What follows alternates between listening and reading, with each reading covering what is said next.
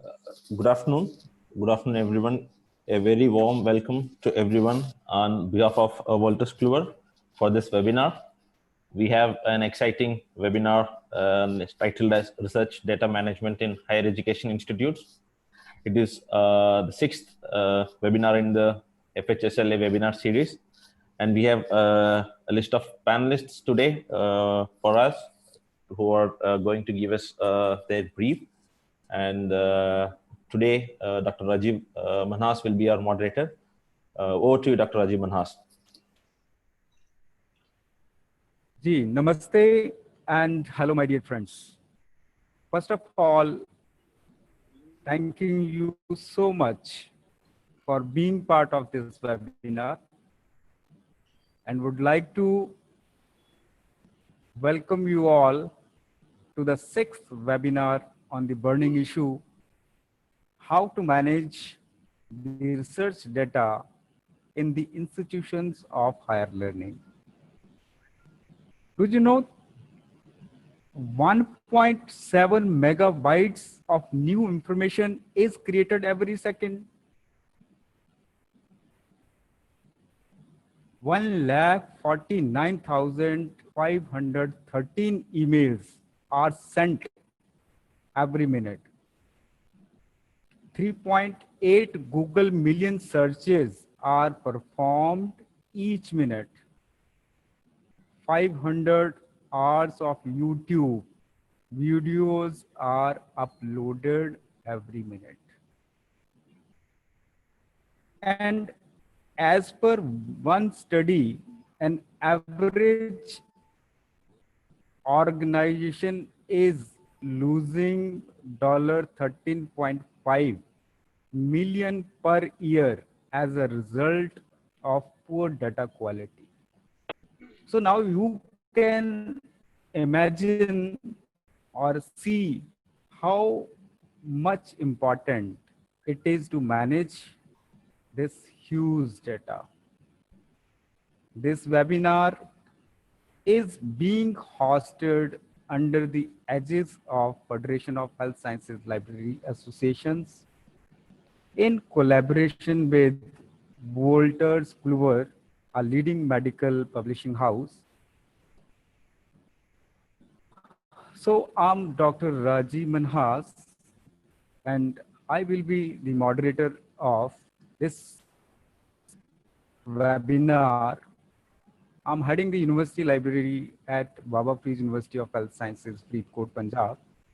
And I'm really excited to be hosting this session today.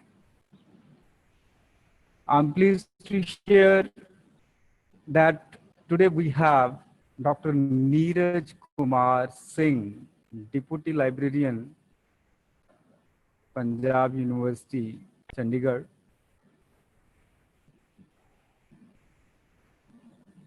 He is the keynote speaker of this webinar, who is a very good friend of mine and is the youngest leader of library profession in the India.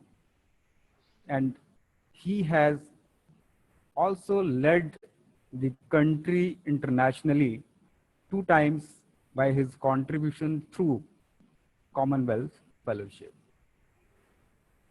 Dr. Neeraj Chauhan will put more light on his personality, his work at the later stage.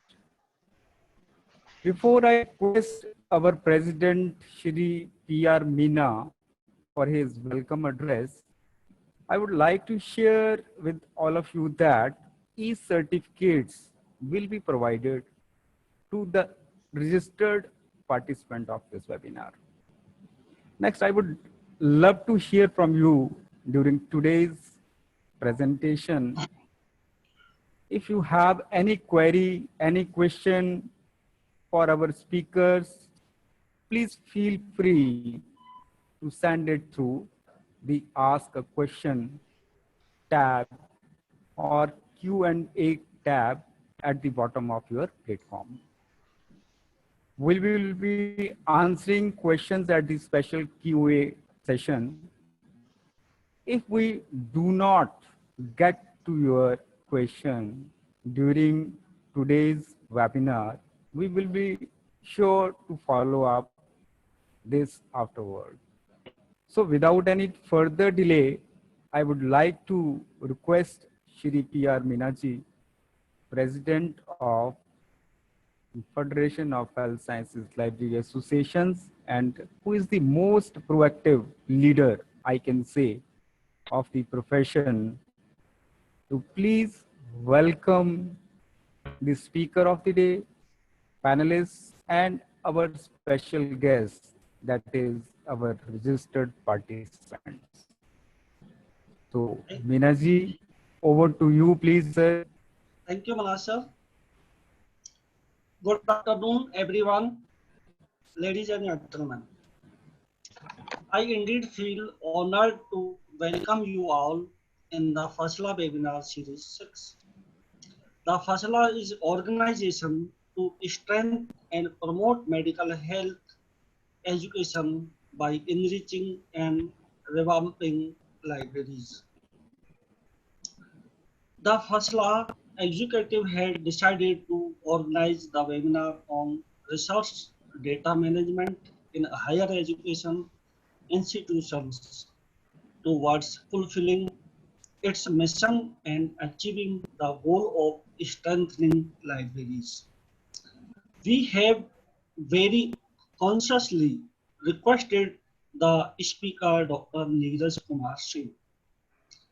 The webinar has been organized in collaboration with RMLA, Rajasthan Medical Library Association, Rajasthan, and Health Science Library Association, Gujarat. It is not one-time collaboration. We plan the extent it's in the organizing further academic and innovative activities.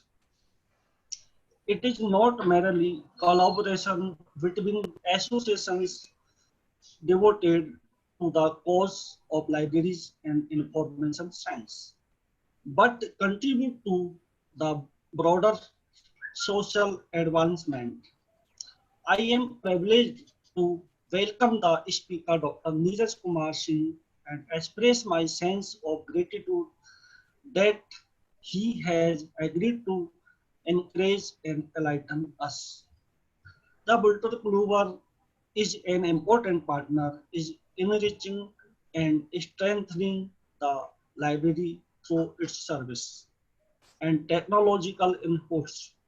I am happy that it has willingly agreed to introduce its service during normal and emergency situation. I would also like to suggest Bultur Kluwer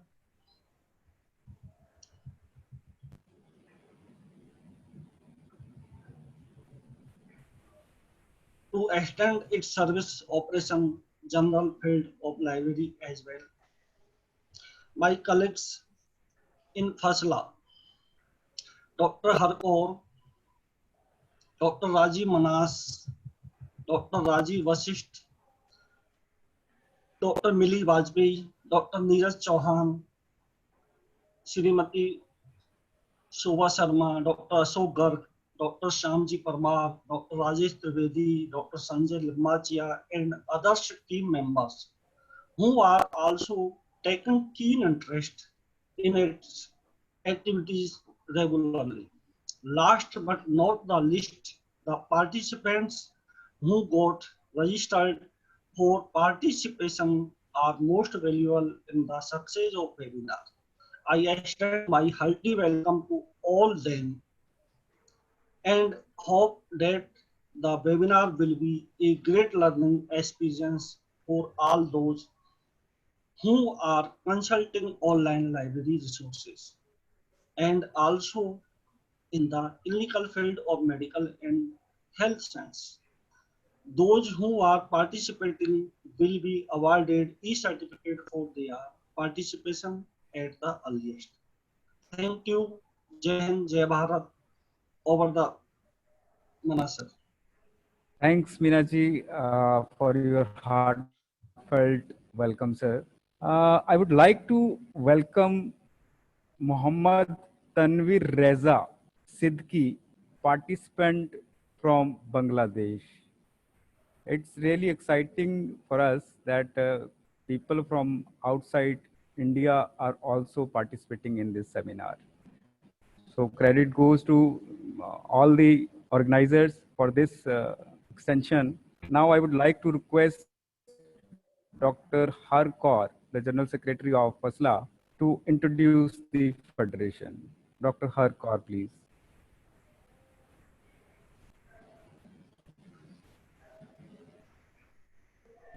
doctor Har ji unmute कीजिए please अपना.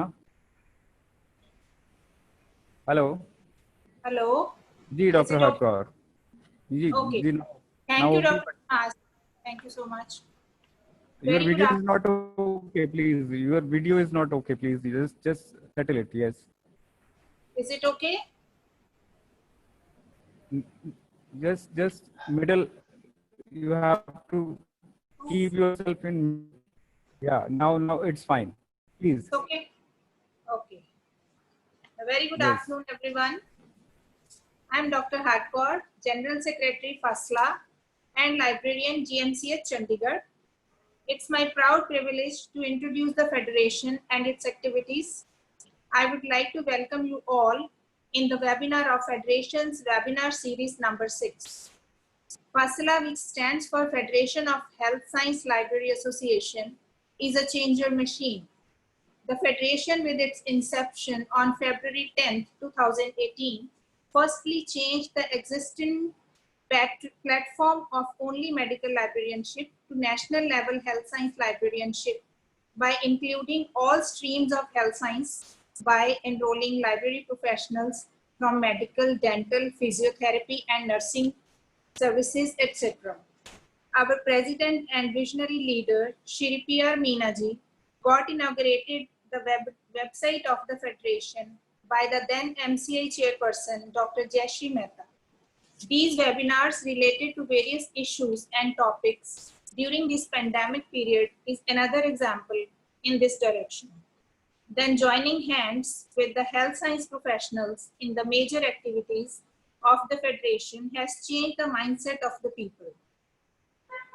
Federation during its 2-year tenure number of times interacted with and approached MCI, UGC and Government of India on various issues through verbal and written communication for making sure that changes to be happened in the status of health science libraries and professionals are upgraded. The best recent example of Federation is the collaboration of HSLA Gujarat as our President Shri Meenaji inaugurated the website of HSLA. Hence, we request all of the health science library professionals to be part of our association to make this machinery more strong. Now, in continuation to our efforts, the Federation of Health Science Library Association of India, Rajasthan Medical Library Association Rajasthan, and Health Science Library Association of Gujarat, in collaboration with Wolters Kluwer, are organizing national webinar on Make Research Data Management in Higher Education Institutions. The keynote speaker of this webinar is Dr. Neeraj Kumar Singh, Deputy Librarian, Punjab University, Chandigarh. Then we have product presentation by Wolters Kluwer India Private Limited. After all the presentations, we have question and answer session. Last but not the least, the participants who got registered for participation are most valuable in the success of any webinar. I extend my hearty welcome to them all and hope that the webinar will be a great learning experience for all. Thank you so much. Thank you. Over to Dr. Manhas, please. Dr. Saab, thank you so much for your valuable insights about FASLA and its activities. Now, I would like to request Dr. Neeraj Chauhan, the convener of the webinar, to tell more about our today's keynote speaker, Dr. Neeraj Kumar Singh. Over to Dr. Neeraj Chauhan. Dr. Neeraj? Dr. Neeraj, you have to unmute, please. Yes. Hello. Yeah, you are audible now. Okay. Please. Thank you, Very much. Manhas sir. Good afternoon to all.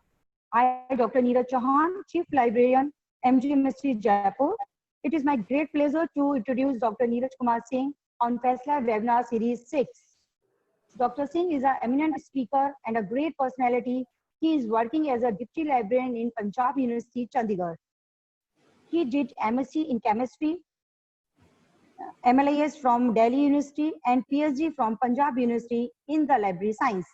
He also done international courses on ICT recognized by British Computer Society, UK. He has been awarded the prestigious Commonwealth Professional Fellowship in the year 2017 and in the year 2012 from University of East London, UK. He received Best Services Award by Vice Chancellor Punjab University in the year 2009, and again he received award from Vice Chancellor Punjab University on the occasion of Republic Day ceremony in the year 2011. He has contributed in more than 40 research papers in international or national peer-reviewed journals and authored one book. He has prepared and presented one module on reference management softwares in the online MOOC courses in innovation and research methodology prepared by GJust Hisar, which is available through SWAM MHRT portal. He is teaching TGD-LAN BLIS courses at University School Open Learning Punjab University and also Academic Counselor of IGNOU Regional Center at Punjab University, Chandigarh. He is also resource person in various national workshop, conferences, training program organized by various institutions, that is National Institute of Technical Teacher Training and Research, Chandigarh, UGC Academic Staff College, Punjab University, SPD Rusa, Chandigarh, KVS, Navodaya Leadership Institute, Chandigarh, Kurukshetra University, etc.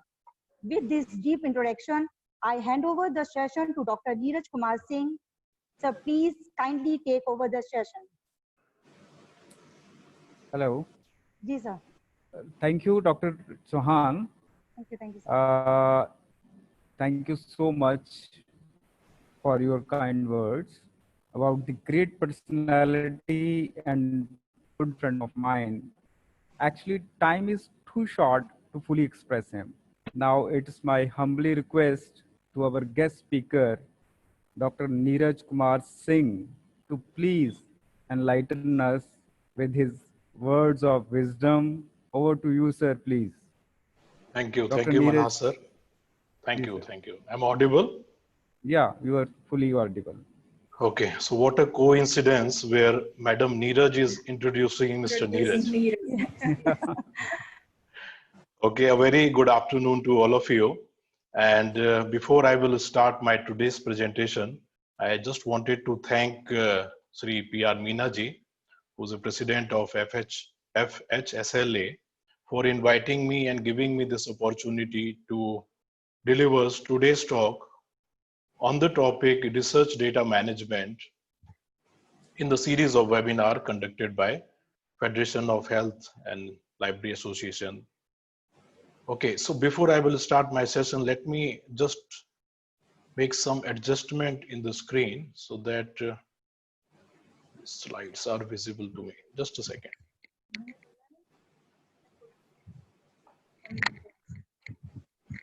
Okay, so now PPT is visible? Yeah, your PPT is visible now. Okay. So again, a very good afternoon to all the participants. So today I am going to discuss on the topic research data management in higher educational institutions. And as per the schedule, I am just going through. Let me tell you one thing, that organizer has given me a 15-minute slot where I have to complete my presentation. And after that, there is a product presentation by Wolters Kluwer, followed by the question answer session. So I will try to complete my session within a time and just let you know, this is the outline of my presentation. So firstly, we will try to understand the concept of what is basically a research data, what are the different types of research data, why there is a need to manage research data, and what is actually is a research data management. Now, when we talk about management of research data, there are various ways are available. But when we categorize these ways, they are broadly two ways. One way through where you can manage your research data is a open data repository, which is open to all the faculty and the research scholar across the world. where you can create your account, you can upload your research data, and you will let your data to be reusable by some other research scholar. So this is the first way. Another way is you can develop a system at your institution level, and you can create your own institutional research data repository. So I will give you a practical process, or you can say a roadmap, through which any institution, they can start implementing this research data management practice at the institution level. And when we talk about India's contribution as far as data repositories are concerned, when we compare India with some developing countries, we are lacking behind, but still some of the funding agencies, some of the government institutions, they have taken initiative where they are creating data repository for the research scholar.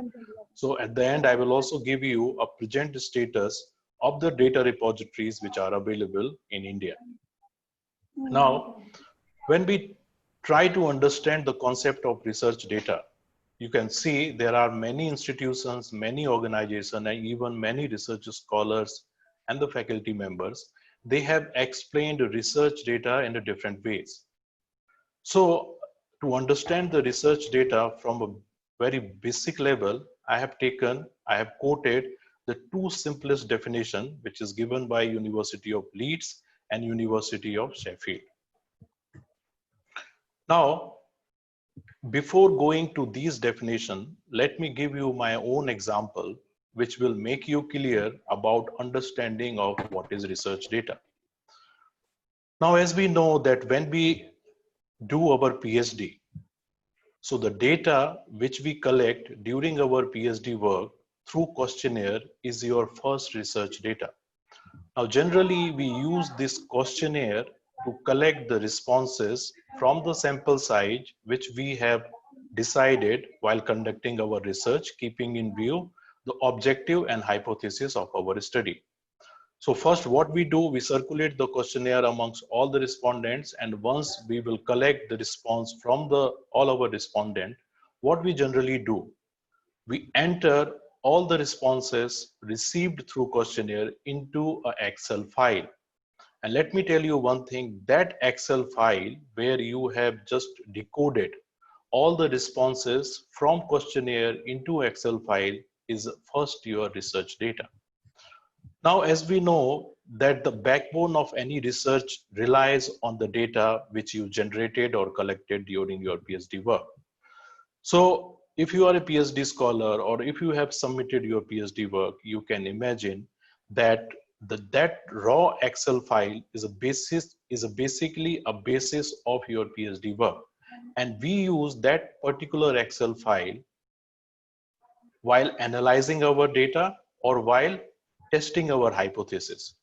So what here I'm trying to say is that Excel file, all your data which you have analyzed using any statistical software, all the tests which you have applied during your PhD coursework, and the data which you have analyzed after doing the calculation, all the part of your questionnaire, your interview transcript, your diagrams, your images, your tables, that all are the example of research data. So research data is not something new which you are, listening first time. That we have already collected, that we have already organized while doing our research work or while publishing our research paper. Now, after listening to my example, now you can correlate the research data with these definitions. Now let me read. Hello. Sir, Dr. Neeraj, just wait. All the participants are requested to please mute yourself.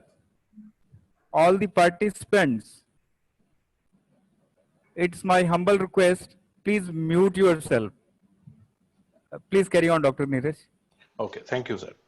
So now let me take the first definition, which is given by University of Leeds. And according to University of Leeds, research data is any information that has been collected, observed, generated, or created to validate original research findings.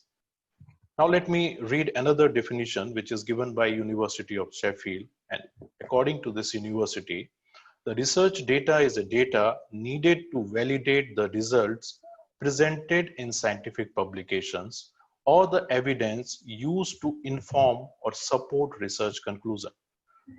So you can see from both these definitions the importance of research data. Now, this research data is being used by the funding agency, is being used by the publisher to validate all your research which you have presented in the form of your research paper or in the form of your PhD thesis. And to validate all your research findings, you need to support, you need to upload the research data into the funder's data repository or publisher's data repository. Now, let me again give you one example.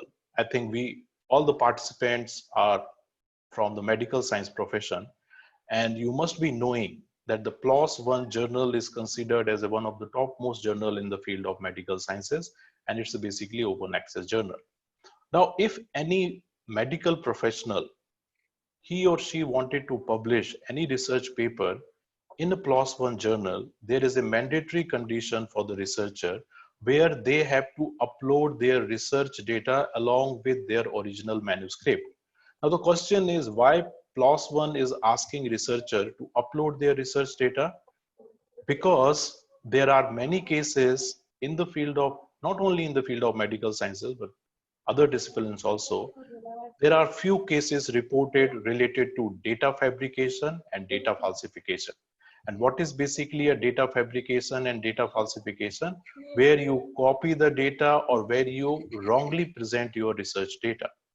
So keeping in view this thing, and now being a medical library professional, you must be knowing about the concept evidence-based publishing.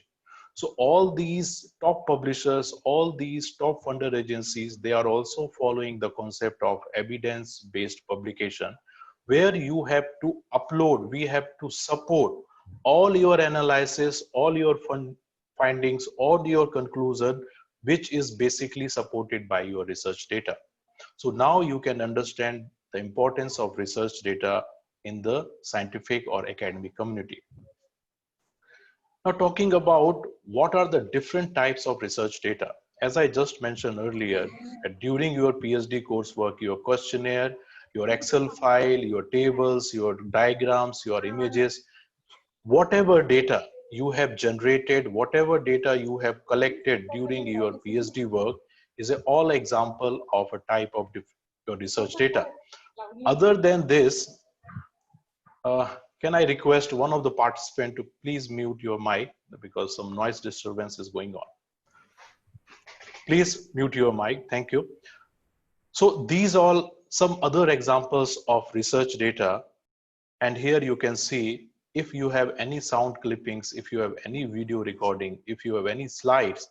But the condition is all such type of data you must be produced during or while doing your research work. So these are some of the common example of research data. But when we talk about the types of research data, basically there are 4 types of research data, and these are observational data, simulation data, experimental data, and derived and compiled data. So as far as this observational data is concerned, which is also known as data captured in real time. And some of the examples are remote sensing data, survey data, field recording, and sample data. So these all are examples of observational data where we capture the data in a real-time manner.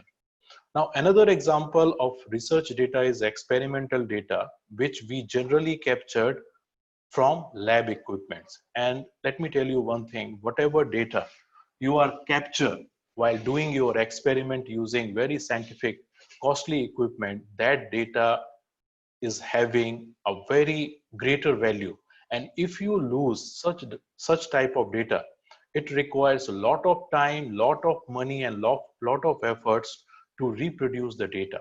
So experimental data is a data which we captured using lab equipments, and some of the examples are gene sequences, chromatograph, magnetic fields, and there are many. Another type of data is called models or simulation data, and such type of data generally be generated from test models. like for example, climate models, economic models. Now, another type of data, which is called derived or compiled data, this data generally result from processing or combining your raw data.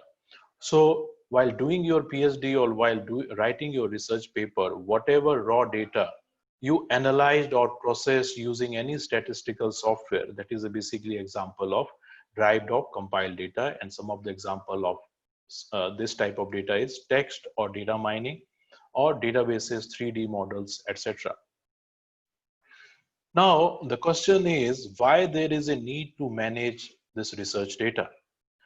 Now, from the slide, you can see there is a very strong statement is written at the top of the slide, which says research data are a valuable resource that often requires a great deal of time and money to create. And this is 100% true statement. Now, let me give you one example.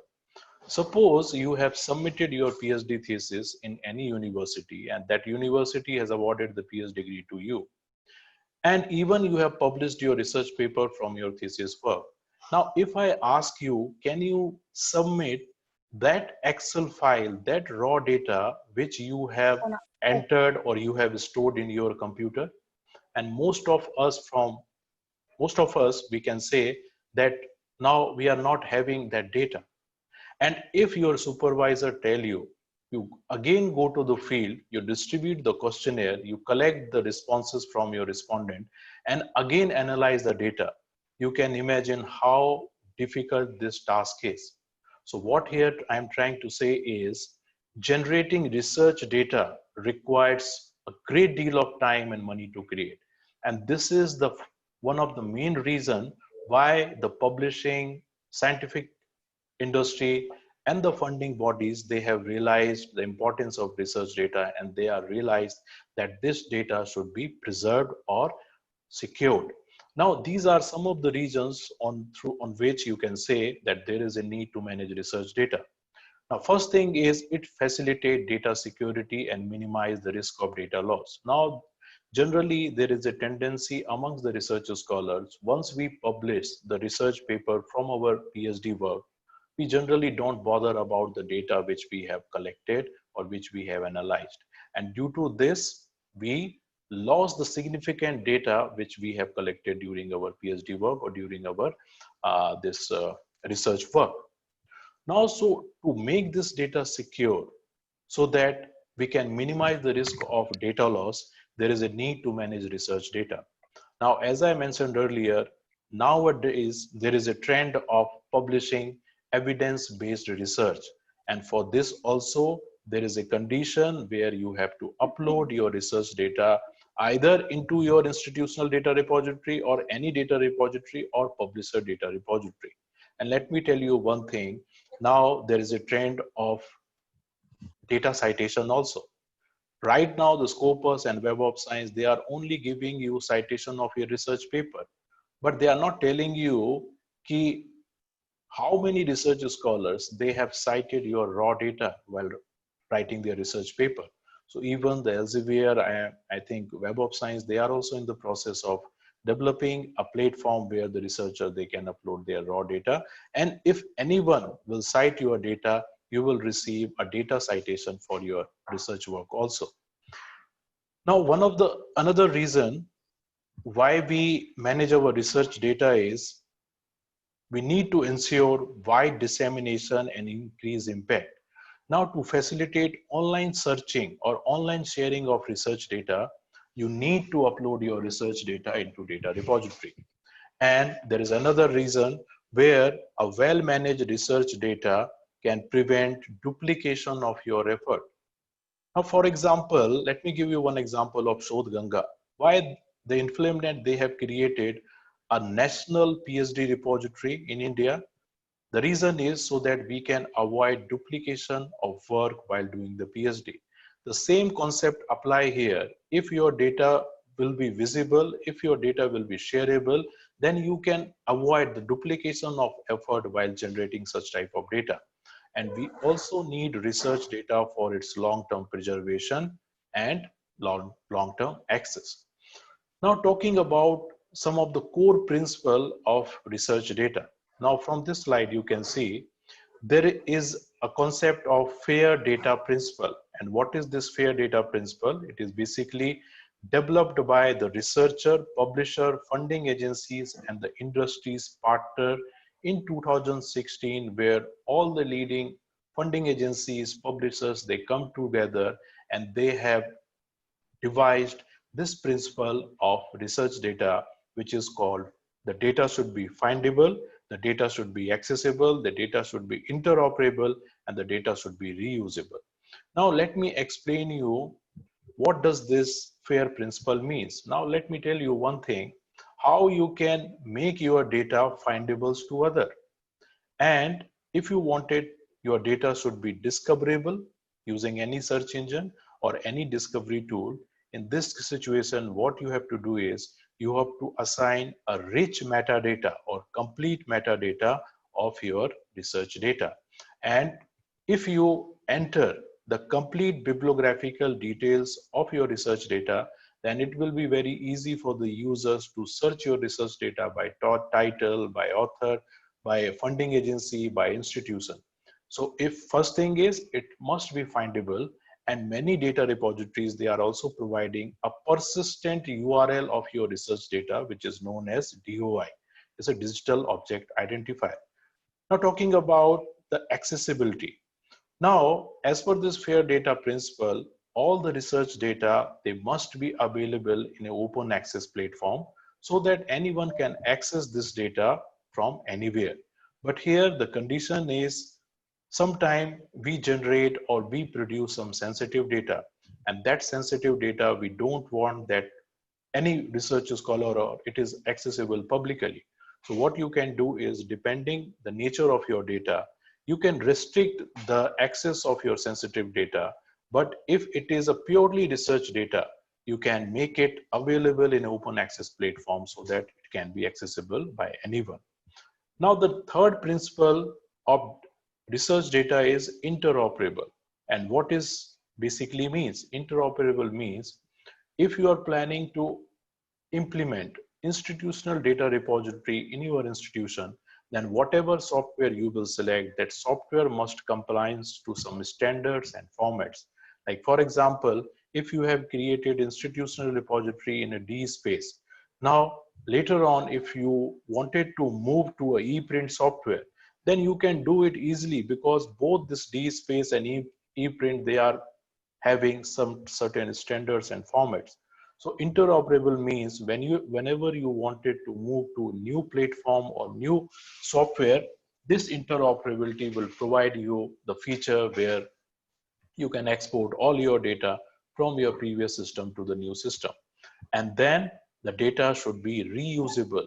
Now, for making data reusable, what you have to do is you have to assign a clear-cut license right to your data. I think being a library professional, we all must knowing about what is Creative Commons licensing. So Creative Commons licensing is a basically a license given by the original creator to the other for reusable of open access content. So if you upload your research data in any research data repository, they will ask you what type of rights you are basically you wanted to give to other research scholar, so that they can reuse your research data while doing this research. So this is all about the fair data principle concept. Now the question is, what is basically a research data management? Now this diagram is known as research data life cycle, and from this slide you can see that the research data life cycle goes into 5 steps, and these are plan and fund, collects and analyze, prepare and share, publish and share, and discover and reuse. So this process keep on moving, and this is called basically a research data life cycle.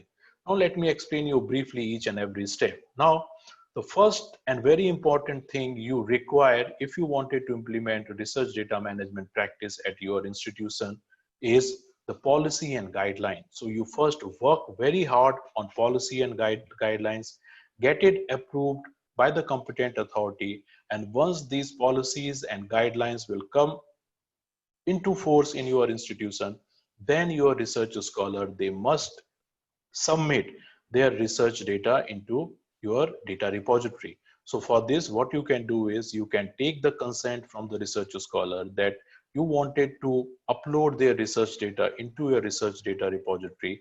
And once you upload your research data in your research data repository, then you can assign the metadata, you can assign the DOI, and you can also give the usage rights so that this research data must be findable, this research data must be citable, and this research data must be reusable depending upon the access right you have given to the other research scholar. And when we talk about the research data management, sometime it is also known as research data curation, which involves collecting and organizing data so that it facilitates easy access and reuse. So this is the simplest definition or simplest way to explain the research data management. Now talking about what are the different ways or what are the different platforms available for the research scholar through which they can manage their research data. One way is to manage your research data is you can use any data repository. And let me tell you, there are very sophisticated, very good data repositories available on the internet which researcher they can use while preserving and securing their research data. And all these data repositories, they work on the principle of DRR. That means all your research data will be discoverable, your research data will be reproducible, and your research data will be reusable. So this is the first way of managing your research data. Second way is create your own institutional data repository. Now let's discuss about the data repository. Now these are some of the very well-known data repositories which are available in the public domain, which any research scholar they can use. And these are Figshare, Dry Digital Repository, Dataverse, Open Science Framework, and Zonendo.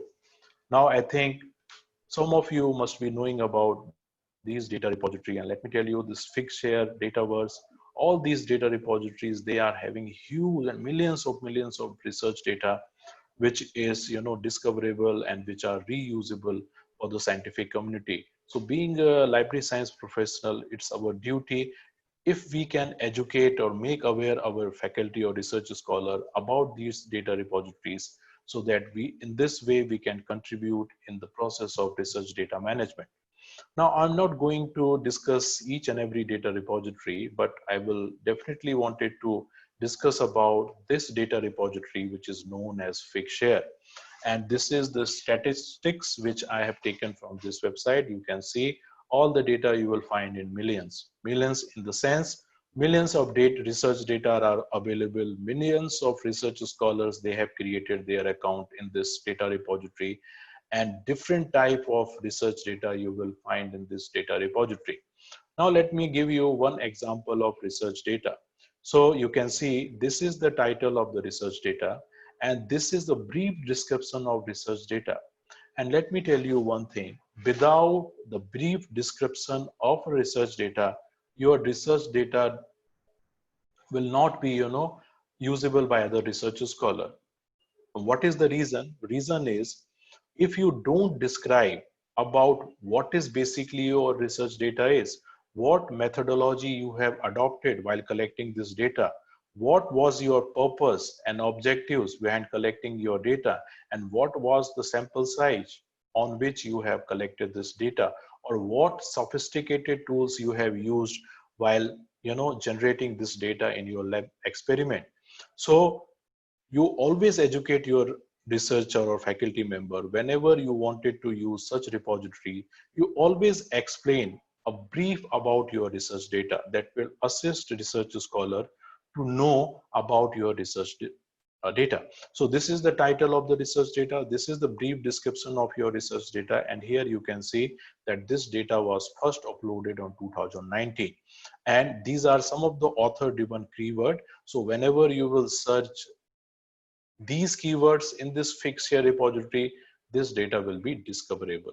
And you can see these are the statistics related to number of views, number of downloads, and number of citation. And suppose if anyone wanted to give citation of this data, so this is the complete data citation format is available here also. Now, let me give you another example. So this is again example of research data which I have taken from some other repository, and here you can see this is the title of the research work. This is a name of the publisher. This is a brief description of this research data, and this is the Excel file. Now this Excel file I just mentioned at the beginning of my session that the same Excel file we also produce or we also create while doing our PhD work. Now, some of you should ask me a question that how this Excel file, is making any importance to some other research scholar. And when I have used this Excel file while submitting my PhD thesis, and even I have published so many research papers from this file, what does importance it is having for the other research scholar? I think this questions definitely it is coming in your mind, but just wait a minute. Just wait a second. Let me give you this example. Now, this is one of the paper which is published by Elsevier and it is accessible through Science Direct. And this paper, when you go to the references, the first references these author has given about this research data, which is available in some data repository. Now you can compare, this is the same research data and this is the same DOI number, which is available on this data repository. So now you can imagine the importance of this raw Excel file created by this research scholar, and based on this research data, some other research scholar have published some paper and he has given proper credit to this research data. So this is how the importance of research data is emerging in academic as well as in the scientific community. Now let me discuss with you about the implementing RDM at university level. Now let me tell you one thing. Implementing institutional repository and implementing research data repository in your university is having a big difference, because while creating your institutional repository at your institution level, you only need access of some open source software and some infrastructure to build that setup. And you can, as per the Sodh Ganga policy also, now it is mandatory for the research scholar where they have to upload the PhD thesis into Sodh Ganga. So now once it becomes the part and policy of institution, now it is mandatory for the research scholar to submit their PhD thesis. But in the case of research data management, it is not only a job of librarian, because implementing research data management at institutional level involves so many stakeholders, and these can be your dean research office, all your departments, all your research scholars, your computer center, some people from finances, and you need to expect a big contribution from each and every stockholder if you wanted to successfully implement research data at a university level. Because as I mentioned earlier, in your institutional data repository, you are just uploading a PhD thesis and that's it. But in the case of research data management, as I mentioned in my second slide, there are different types of, there are 100 types of research data which you have to manage, and managing this research data is a difficult job as comparing to uploading thesis into your institutional repository. Now, if we discuss the practical aspect of implementing RDM at university level, so let me tell you, implementing RDM at university level basically involve 4 phases. Your first phase is strategy, policy, procedure, and infrastructure. So first thing which you have to work hard while implementing RDM is you have to draft policy and guidelines for submission of research data by the research scholar in your university. So you have to be very careful while designing these guidelines, because sometimes you have to also follow the funders requirement. Sometimes you also follow the publishers requirement. So you thorough study what are the funding agencies who are given funds in your university for conducting of research, so that you can take all their guidelines while drafting your research data management policy. Who are the top publishers where your research scholars, they are publishing their research paper. So what here I'm trying to say is you have to work very hard while drafting and getting approved your research data management policy. And for this also you need a huge infrastructure. So you have to discuss, you have to sit with your computer science division so that you can first do a feasibility study, like which type of infrastructure you are presently having and which type of infrastructure you will require if you wanted to implement RDM at your university level. So this is called as phase one phase, where the basic aim is to design and develop a policy framework. The second step is, once you are done with designing your policy framework, once you are done with selecting your software for your data repository, and you have created data repository at university level, the second phase is making your research scholar aware, making your library professional aware, and at the same time you have to also work hard on developing skills of your library science professional for working on a data repository. So the next phase is where you will conduct a training program, where you will conduct a user awareness program for your research scholar and faculty member. And at the same time, you will train your librarians and researcher about the skills they require for managing and uploading the data into their repository. Now, the third phase is very important phase. It is called management of active data. So what does basically it means? It means, now let's suppose your institution has developed this data repository. Now, as per the policy of your institution, when your student will submit the thesis, when your student or research scholar will submit a project report, when your research scholar will publish your research paper, then after they have to upload the research data into your institutional data repository. Now, in this case, what about the research scholar who are currently doing the research work? So generally, if you observe, while doing PhD, generally we store our research data either on our pen drive or your computer. And if you lose your pen drive and if your system get corrupted, you will lose the data. So in this case, if you are planning to implement RDM at university level, what you can do is your institution can subscribe the Google Cloud for uploading research data, or you can go with Microsoft Cloud Service, where instead of encouraging your research scholar to store your research data in their pen drive, you can tell your research scholar that whatever data you are collecting, whatever data you are organizing while doing your PhD work, you can upload into these cloud services, so that once this project work will be completed, once the thesis will be submitted, you can directly export all such research data with the proper consent from the research scholar into your data repository. Now, the next phase is, which is very much important, is data selection and preservation. Now, as I mentioned earlier, there are 100 types of research data. So your institution will be very much selective, like which type of data which we wanted to store in our data repository, and if you can work upon which type of data other research scholar they can make much use, you can only upload, you can only manage such data instead of managing all your research data. So what here I'm trying to say is, you have to very much selective which type of research data you wanted to upload into your data repository. Now, as I mentioned here also, that the phase one is a very important phase where you have to design a data management policy.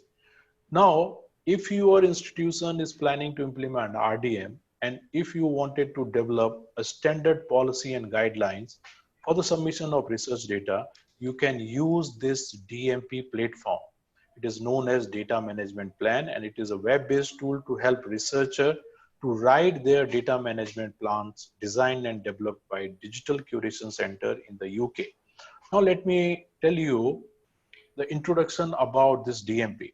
So what is the advantage of having this DMP platform while designing the data management? For example, if Punjab University is receiving funds from Wellcome Trust, which is a very well-known trust in the field of medical science, which is based at UK. So now the Wellcome Trust, they have their specific requirement for data uploading or data management. So if you are using this data management plan, you just have to select the name of the funders. And if you wanted to follow some guidelines, let's for example of Oxford University or Cambridge University, you just select the name of the funding agency, name of the institution, and just while selecting these funding agencies, and you just click on the create data management plan. So what this system will do, this system will analyze all the research data of these funding agencies and the institution, and it will help you in terms of creating your own data management plan. So what you can do is you can use these tools while framing your guidelines, and after analyzing these guidelines, you can develop your own guidelines for submission of your research data.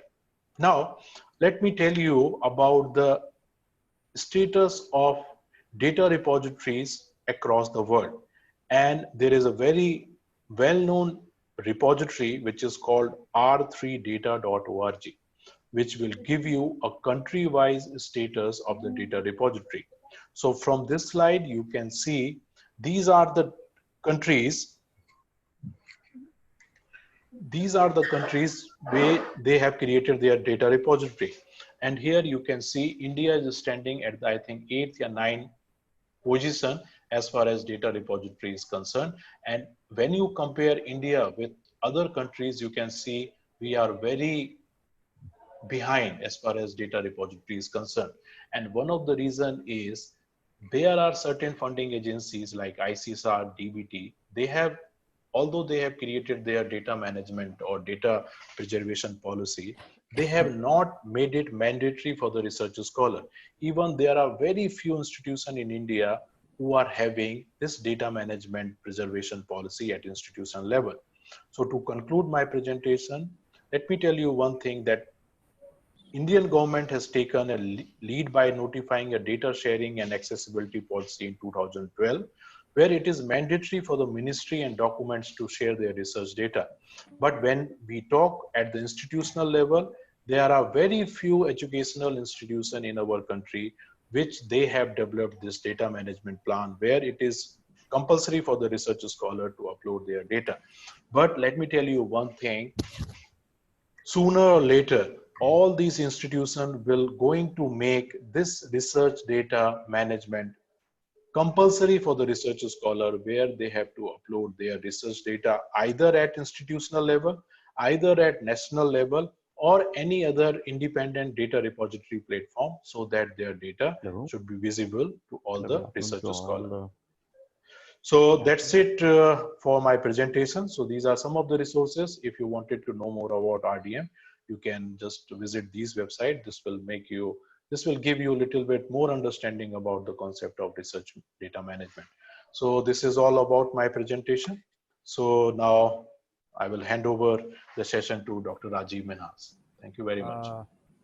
Hello. Hello. Ji, Dr. Neeraj, thank you so much for your highly informative presentation. And I hope everyone enjoyed this visionary inputs. You have already answered many queries through your excellent presentation. And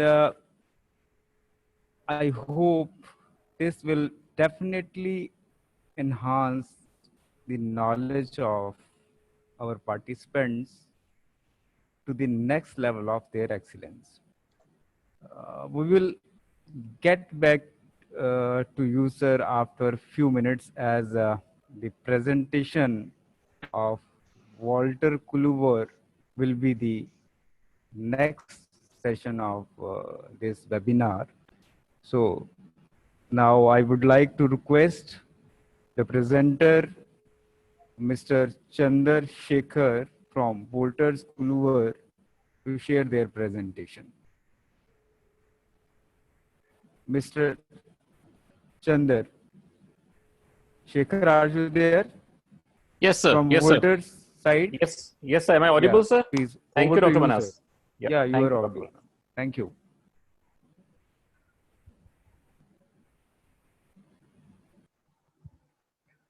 Dr. Manhas, is my screen is visible to all? Like, No, your screen is not visible yet. no? Okay. Even you are also not there. Oh, just a minute. I think it should be just a minute. Yeah, now Fine. screen is coming. Yeah, Yes, now it's Oh, it's visible. visible now. okay. Fine, sir. Fine, sir. Thank you. So, first of all, a big thank to Dr. Neeraj Singh because he has shared such a great insight, and it was really such an informative session, not for only for like researchers, even for library professionals, everybody. Like the what exactly is the research data is all about, what are the different types of data, and all about different phases of research data management for big to medium to big, small libraries. So thanks a lot for the session, and we have really some very good questions for you, Dr. Neeraj. So in the paucity of time, we are already running almost 15 to 20 minutes behind the time.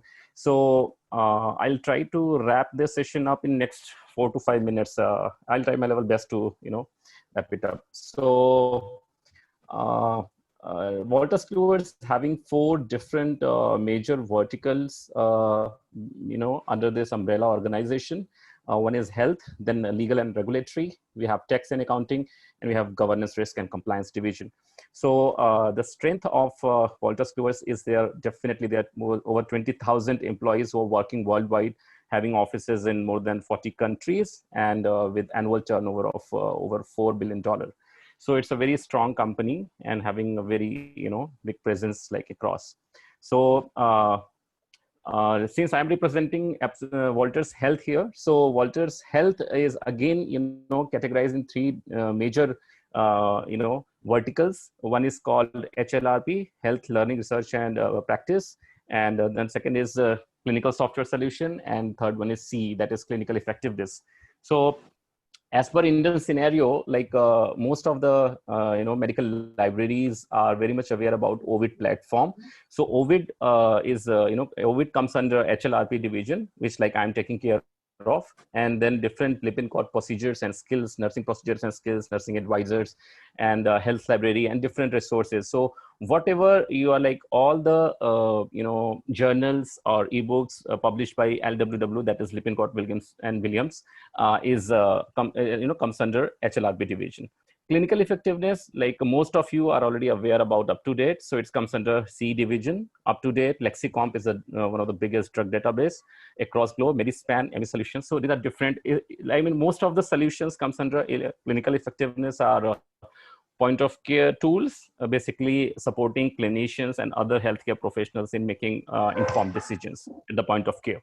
So this is about different divisions. So HLRP, as I shared with you, like all the journals and ebook content published by LWW comes under this division. So all these different resources are available on Ovid platform to access by researchers, healthcare, all sort of healthcare professionals, faculties, clinicians, and everybody. So we have data and resources available in all possible formats, right from the HTML to PDF, and evidence-based care sheets. So all different formats are available, audio format, multimedia content. So all possible formats, the resources available for all different set of users, like starting from fresher from who just got entered in the MBBS course, just 10 plus 2 freshers. So for MBBS to PG, PGs to senior resident, junior resident, super specialty, and all different professionals. So data is available in all possible format for all set of end users, keeping a medical school under mind. So our key strength is like our breadth and depth of coverage. It's very comprehensive. We have more than 300 different journals published by LWW, out of which lots of journals are high impact factor journals and highly read journals from their respective clinical subject area. We are publishing over 1,400 books, again from different clinical and non-clinical departments. So 460 plus journals on MedNow platform. Most of them are Indian journals. So we have 12,500 institutional customers countries, and and third point is like industry partnership, which is very much important, because we have a partnership with over 80 society publishers, which are like very important association, because like for example, like AMA, American Medical Association, we have American Diabetes Association, and we have different umbrella organization or societies like OUP and all. So they are sharing their over 111 society titles, which is very much available on Ovid platform for end users to access it. So this is about that. And if you talk about Medline, this is not the same Medline. If you are accessing Medline on Ovid platform, and if you're accessing the same Medline by NLM, National Library of Medicine, on any other platform, there is a big difference. So I would request you to please try to have access of Medline on Ovid platform and get feel of that. How then you will take the better idea how it is different because of the features and functionalities of the interface. So as I already shared, we have data in terms of like journals and ebooks for all almost all specialties, clinical, non-clinical, all specialties. So we have some we are publishing over 300 journals, out of which couple of journals are very high impact factor journals like Circulation, Annals of Surgery, Anesthesiology. So most of the medical schools, not only in India, across they are subscribing to these set of journals for their end users, for students and faculties and all.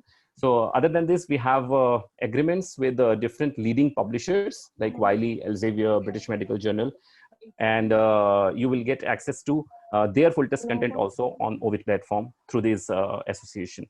And we have recently added AnyGem also on our platform, so you can subscribe to AnyGem also on Ovid platform. Now, just I'll spend 1 minute here on this slide. Whenever you talk or discuss about ebooks with any primary publisher or aggregator or any vendor, 99.9% of the time they talk about reference books, and reference books are meant for clinicians, HODs, or that kind of basically educators. But if you talk about UG students or student per se, most of the time they want test books. So these core category test books for undergraduate students, it's available on our platform. You can see here different specialty area. Like for internal medicine, we have over 764 books for UG students, particularly on basis of globally prescribed textbooks. So these are a set of textbooks which are available on our platform only.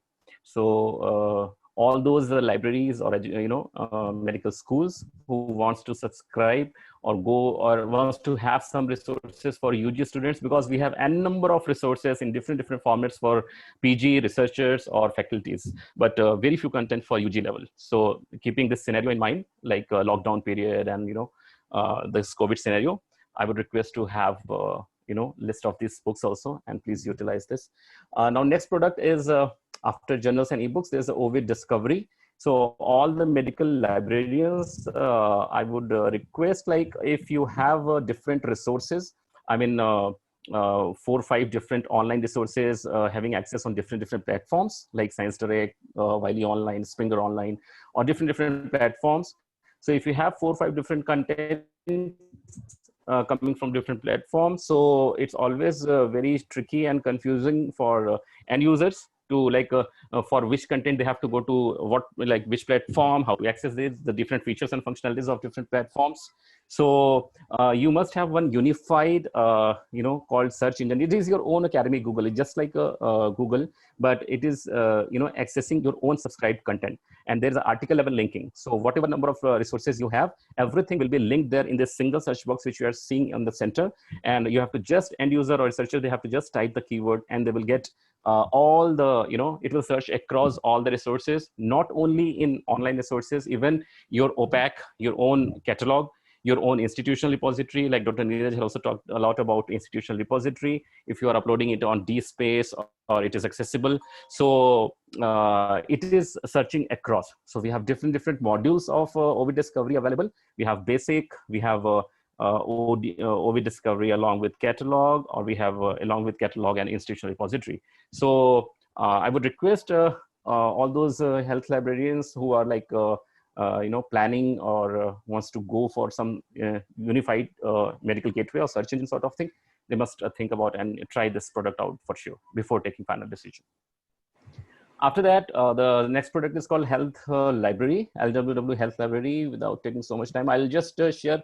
We have 4 or 5 different modules of Health Library, like anatomical science collection, basic science collection, and some other modules. So these are again like a collection of different textbooks or books from different clinical and non-clinical areas, and thousands of questions are also there. Multimedia content is also there. So it is designed as a complete package. So if you are going for an anatomical science collection, you will have access to over 7 clinical anatomy textbooks, having different multimedia content and case studies and Q&A. Lots of hundreds of question and answer sheets are also there for your UG and PG, basically for UG students. So this is about it. And now next product is Visible Body, which is having 6,000 plus anatomical structure in that. And again, it is having different modules. So you can go for all, you can select 1 or 2 different module to start with, like Human Anatomy Atlas. And this is all like animated, structures or anatomical structures. So upper body, lower body, and all covered everything, entire body, hundreds of animations and thousands of questions, Q&A product. So, I mean, you will get, great idea once you will have access to this product and you will try this product out. And I'm sure if the, Department of Anatomy, they will use this product, they will never say no to this product. This is the product for them. And last but not the least, this product is called Ackland Anatomy. Most of the Indian libraries are, using, many libraries are using this product. And I would particularly request for this product because it is having more than 300 different videos in that, categorized in 5 different parts, like upper extremity, lower extremity, trunk, head and neck, and internal organ. And again, the major or the basic difference in this product versus any other product out there in the market is that these 300 plus videos are, operated and shooted on the real cadaver. So it is not animated one. So the thing is that, I mean, during this lockdown period, like students, UG students or PG students, complete lockdown. All medical schools are shut down for last 3 months. And it's again, extending again and again for over the month. So keeping this thing in mind, students are not, this dissection hall is not accessible. They are not reaching to the school. So this is the product for them. I mean, during this time period, you must have this kind of product so that educators can, virtually teach over this with help of this tool, and students will definitely learn almost everything, just like a live dissection hall, because this is based on a real life, real cadavers, not a animated one. So this is in a nutshell. This is all about from my side. And if you have any question for me, please, Dr. Manhas will tell us. I'll be happy to answer that. Now, over to Dr. Manhas. Thank you, sir. Thanks to you, Shekhar, for sharing your very useful information for our participants. And it will not be wrong if I say Wolters Kluwer is our knowledge friend. Thank you, sir. Thanks a lot. As whenever we call them for any support in knowledge discovery and delivery, they show our readiness to support us. Today's platform and technical support is provided by them. So we really thanking you, the whole team of Walter Schoolwork. Highly applaud. Thank you, sir. And two questions are for you, Shekhar. That is, may I Yes, ask you now? Yeah, why not, sir? Okay, I don't know okay, what's the okay. agenda, like if any other session is left behind.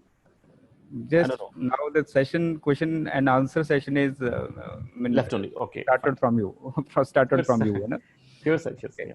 So first question is learning disabilities e-journals. Is there any learning disabilities e-journals available with Walter Schoolwork? Learning disability. Yeah. Is it your question, sir, or some other attendee's No, question? it's the participant's question. It's a participant's question. It Yeah. would be great, sir, if you can share with me, because I am not very much sure about the exact learning disability content. But I'm sure we must have some ebook or some other journal over this subject area. So I'll get back to the Okay. this Okay. attendee or participant. You just share this email ID, sir, or just share this Okay. Okay. Sure. contact number. I'll get back to them Okay. for sure. Okay. Now the second question is, please update and add on ebooks on subscribed package like Ovid MD, Okay. and also share ebooks package as on trial basis in pandemic period. Okay. This, So, this has been asked by Miss Shobha Sharma. okay, Shobha ma'am. Okay, from Yeah, Santokh you can Badulajji. ask. Okay, Yeah, okay. you So, can. yeah, I would like to answer the second part first. Like we have already done a brief research, like what kind of set of products which would be useful during this lockdown period, and then we jotted down 5 different resources. That is called Ackland Anatomy is there in that. There is a Gideon, which is global infectious disease epidemiology, which is one of the largest resource for infectious diseases. And nowadays it is like so this is second product. We have health library in that. So we have selected 5. We have dates in that. So we have 5 different set of products which we are giving access complimentary to the institutions, but definitely for a period of 2 months, that is for 60 days during this lockdown period. So any institution who are interested and who would like to try these products out, which are very relevant during this lockdown period, so please share your interest with me over my email ID, or Dr. Dravid is there, so his email ID is also there. So please share it with us. I'll be more than happy to set up that access for the respective institution, and they will have access to those resources complimentary for at least for 2 months, and then they can take informed decision whether they will they found it relevant or not for their library, and then they will take the informed decision accordingly. Okay. And One.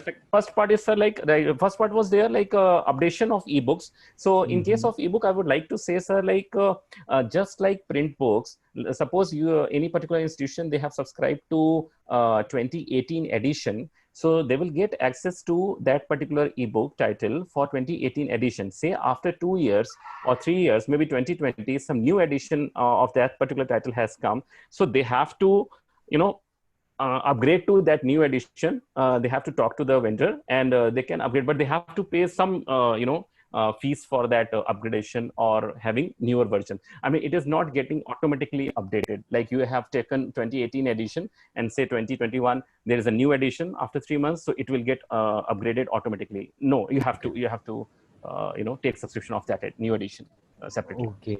Yes, sir. One last question from Lalita from PGI. Okay, She yes, sir. has asked, are videos in 3D available with Volters?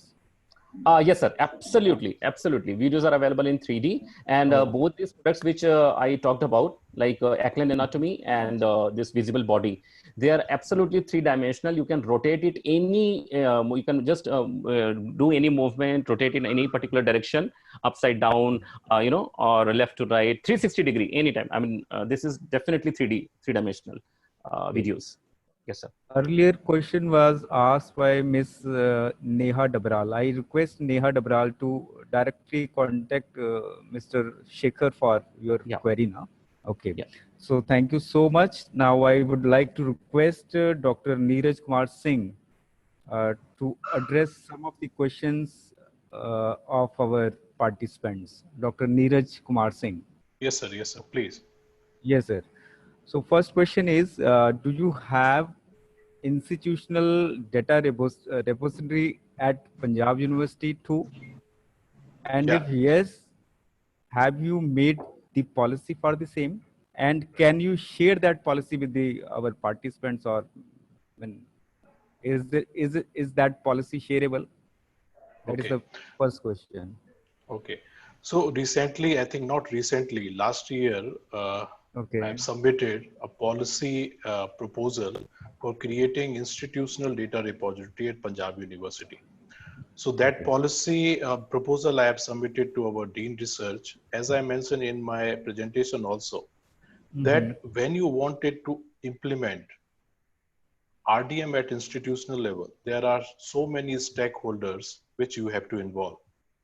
Right. Right? It is not only a proposal directly related to the libraries, because we have to involve some of the person from the Dean Research Office. You have to involve all the research scholars. You have to involve the department also. So for this, few meetings have been already conducted in our university. Our university is very much positive in implementing this data management process in our university. But as far as present status concerned, so far we have not finalized yet the policy guidelines and the documents. But let me tell you one thing, very soon in Punjab University, we will start this RDM practice where we will invite or we will collect the data from our research scholar, so that all these data must be reusable across the world. But right now, we have not yet implemented at Punjab University. Okay, that's it. That's mean, I think this question get the answer. Now the second question, what do you mean by real-time basis data? That is asked by one of the Okay. participants. Yes, real time means whatever you are doing observation, because this real time means if you are doing any study where you are collecting the data which you have collected while doing the observation. Like for example, in the laboratory, we try to do the sampling, we try to test our different samples, and we try to experiment with the test. So sometime while you are conducting any test and you are observing that test, so whatever data you are capturing while doing test and at the same time you are observing the data, that is called as basically observational data. Great, sir. Thank you so much. And third question is, how does the present culture in higher education institutions impact on academic identity? Academic identity. Identity, yeah. Can you ask a participant to give a little Okay, bit okay. idea what he or she Okay, wanted to ask, because it's a very big question. Yeah, Yes. Miss Shobha Sharma has asked this question. Okay, I will tell her and request her to directly talk to you, sir. Now, the fourth question is, what are the fair data principles? Okay, I think that I have already explained to you. Fair Yeah, means yeah, it's basically the data should be findable, accessible, interoperable, and reusable. So okay, if you that, want your research data should be findable by other research scholars, and at the same time they can also reuse your data. So that means you are basically following this fair data principle policy. okay. And now, do you have any number of publishers who are asking for raw data? Do you have any number? No, as far as number is concerned, I don't tell you the exact number, but most of the publications, most of Okay. the publisher, specifically in the field of medical sciences and specifically in the field of sciences, they have started taking your raw data or the research data along with along with your research manuscript. But let me tell you one thing, even if your publisher or funding agencies is not asking you to submit your research data, it is always better to upload your research data along with your manuscript, because every publisher, they have giving the provision of supplementary files. whenever you upload your research paper for the publication in any journal using that publisher's platform, there is a one option of supplementary material. So in that supplementary material, if you can upload your raw data, that will give more authenticity of what you are, presenting in your research paper.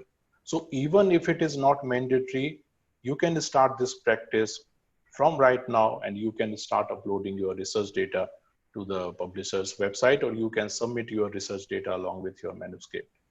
But if you do a little bit Googling, I think you will able to find there are how many publishers which are asking for such type of research data. Okay, so we are getting a lot of questions right now. So I'm taking the last question. What is the difference between qualitative data and quantitative data? That is I think, the last yeah, I'm taking. Due to I think the time same. constraint, we should have to.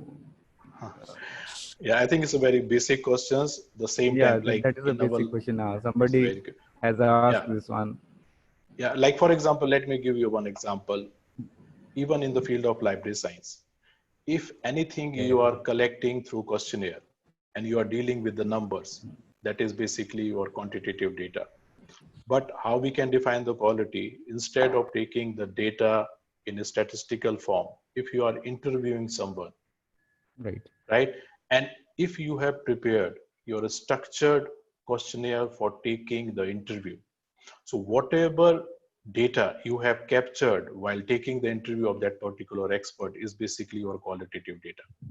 So when you basically deals with the number, that is your quantitative data. And when you are more focused about the quality and you are using different tools, for example, if you are recording someone's interview, so that cassette, that audio cassette or video cassette is a basically example of your qualitative data. So there are many examples through which you can easily understand what is the difference between qualitative and quantitative data. Okay, thank you so much. One participant is requesting me again and again to ask Mhm. this question. So I am adding one more question. Is No there problem, any sir. is there any journal publishers that require data instrument validity and reliability for papers submitted to them? Yeah, I think I have That is even asked by Adora. I think you just go with this and any Elsevier journal policy, or if you wanted to know about more about what is research data and what is the importance of research data, which you wanted to upload or which you wanted to submit in any journal, always recommend to the research scholar, just read the PLOS one guidelines of submitting the research data. Okay. That Thank will you. make you very much clear about what is the importance of research data is nowadays in the academic and scientific world.